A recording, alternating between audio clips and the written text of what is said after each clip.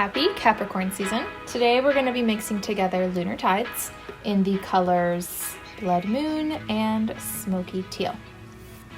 So first, I just want to say that these are human hair swatches, but the only one that's going to be virgin hair is the number 4 black swatch. The rest have been chemically colored or bleached at some point in their existence. One is green. I'm predicting this mix to have a reddish tones, and red and green are across from each other on the color wheel, so I wanted to see how well our mix would cover the green. 2 is gray, 3 is a natural red, again 4 is black, so 4 to 11 is a range that goes to platinum blonde, and then 12 is like a toned version of number 11. So with my mix videos and my astrology videos, I like to make 2 different ratios for each mix. I will put one ratio on the top of the swatch and a second ratio on the bottom of the swatches. So I don't normally do this for all of them, but I did want to kind of go over the range that you can get out of this mix. So these are the 2 colors by themselves, Smoky Teal and Blood Moon. And while trying to determine what colors I wanted to do, I did a few swatches. Now I do know that the Blood Moon is going to be a little bit more pigmented than the Smoky Teal. So if you are someone who kind of likes these like purpley colors, I would do a strand test, because sometimes the more pigmented color can take to the hair better than the less pigmented color with a mix. So today we're going to be doing the 1:2 ratio and the 1:4 ratio.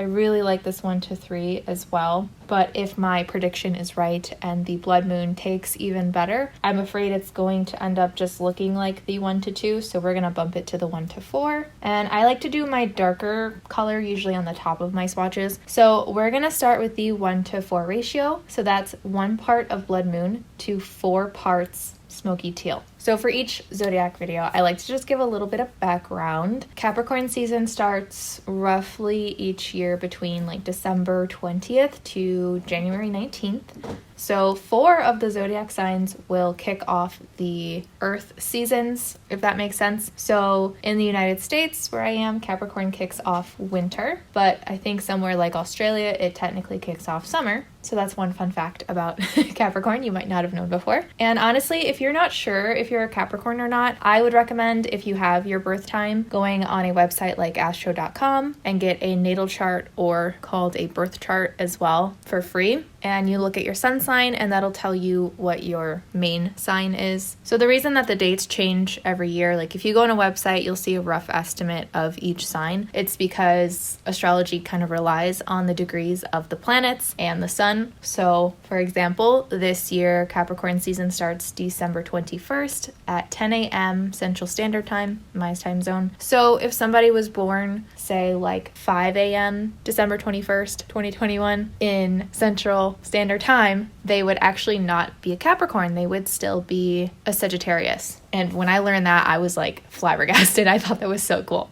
For the second ratio, we are doing the 1:2 ratio. So it's going to be 1 part of Blood Moon to 2 parts Smoky Teal. So Capricorn is an earth sign ruled by the planet of Saturn. Now, I've heard many a time the biggest gripe that I think comes from Capricorn whenever a makeup item comes out or something comes out that's supposed to represent the color of Capricorn, and it's always brown. There's so many people who are always very upset about that. But unfortunately, I think there's a good reason for that. So obviously, like I said, Capricorn is an earth sign. What color do most people associate with the earth? Brown and green sometimes. And then looking into the color of Saturn, brown was one of the main colors that kept popping up for me. So it then kind of clicked as to why brown is always used for Capricorn. I'm sorry. I really hope you guys don't feel like you're getting the short end of the stick. Unfortunately, the colors that represent each sign usually don't change, because it does, from what I've noticed, seem to come from the element and again, the ruling planet and stuff. So I tried not to do a brown for you guys, but I did want to keep it kind of earthy, so that's why I chose to do a slightly like almost natural looking red, but it's not natural at the same time. We'll see how purple the other one comes out as well. Hopefully my mix isn't too disappointing for you Capricorns. So I'm going to let these sit for 3 hours so that the colors can really absorb, especially just in case the Smoky Teal needs a little bit more time than the Blood Moon does. Then I will rinse them out, and when we're done, we will do some comparisons. So before we get started, I do want to say that I do have an affiliate code with Lunar Tides. So if you like this mix or anything else from Lunar Tides, you can use my code FLOXY to get 15% off. And because this is an affiliate code, I do make a small percentage every time it is used, but of course that goes right back into my channel. And thank you so much if you do use my code. So I already edited the first half of this video, and let me tell you, I was panicking because for some reason it looks so incredibly brown, which, you know, like I said, isn't wrong. It is a Capricorn color, but I was trying so hard not to do brown that I was panicking, okay? So thank the universe around us, because this did not turn out brown, and in fact, it turned out maybe better than I anticipated. So, like I said, I was hoping for a almost naturally kind of red. So the bottom half is the intended Capricorn color. And I'm actually so excited that it's leaning a little bit more purple than the original red that I thought it was going to turn into. It makes it just a little bit more unique than other colors I've done in the past. And I was actually going to say in the beginning of this video, and then I decided not to. Apparently Saturn's rays are purple, or violet actually. And it's probably hard to tell in this lighting, but the top half actually turned into a very like naturally purple color. So I hope you're pleased, because I am. So I'm excited to see these in the natural light, especially because hopefully then we can see even more range. So number one was green. That is completely covered on both the top and the bottom half. The top half honestly looks kind of black, like a soft black, and then the bottom looks kind of like a very cool toned brown. Two was the gray. Again, the top has a soft black kind of look. I can see a bit of the purple coming through more than I do on the number one swatch, but I'm thinking that the warm tones in the blonder hair keeps it from looking as natural as it does on the number two swatch. And similarly, the bottom half does actually kind of look like a natural red, but maybe in natural lighting it'll look a little bit more like an unnatural natural. I'm using a ring light right now, so the lighting is a little bit harsh, which makes things look a little bit more contrasty. Number three was natural red. I honestly don't really see a huge difference on the bottom half. There probably is, and we'll see in the before and afters. But from here, it looks like a natural red. The top doesn't look as dark as it does for number one, but it does have a natural softness to it where it's not quite black, but very deep. For there is no difference, it looks the same as before. I feel like you don't really see a huge difference until maybe like 7 or 8. There is like a difference between the top and the bottom for both of 5 and 6, but it's so minute that if you have like darker brown hair, I don't know if you'd tell a huge difference, maybe in undertone. But because the smoky teal is not a heavily pigmented color, because it's smoky, I'd recommend having at least the lightness of number 8. The interesting thing is that the number 8 turned out the lightest looking, and then it kind of gets darker as you go lighter. So that could be either that this person's hair doesn't take color that well, or that the smoky teal in the mix wasn't pigmented enough to really make a difference, because the top is the more purple mix, and obviously the blue and the red together is what makes purple. So if the blue can't really attach to the hair, it makes sense that it would probably look lighter. I don't know, maybe I'm just talking out of my butt, but I think if you have darker blonde, lighter brown, I think the bottom mix took a little bit better and looks a little bit more intentional. And it's not till you get to the 10, 11, and even 12 that the top half looks a little bit more saturated and smooth. I also really love the bottom half on the lighter swatches as well. It's, again, less red looking and a little bit more purple, but it still has a very natural look to it. Again, I'm just really excited to see these in the natural lighting. So I like to do comparisons. If you've been here, you know that. I don't really have anything that looks like either of these, so that's kind of cool. I like being able to make unique colors, but if you're looking for a dupe, then that kind of sucks.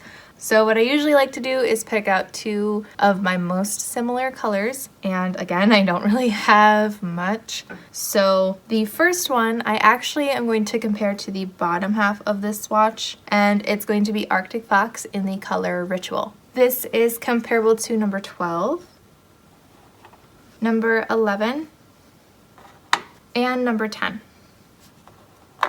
I feel like with the ritual swatch, the diluted sections kind of get in the way, so I wanted to just cover those up really quick so you can see the difference.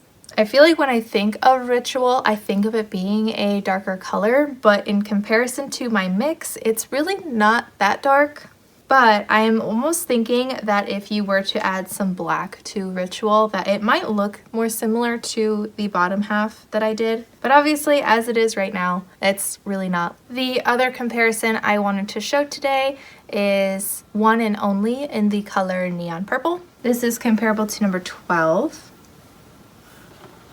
number 11, and number 10.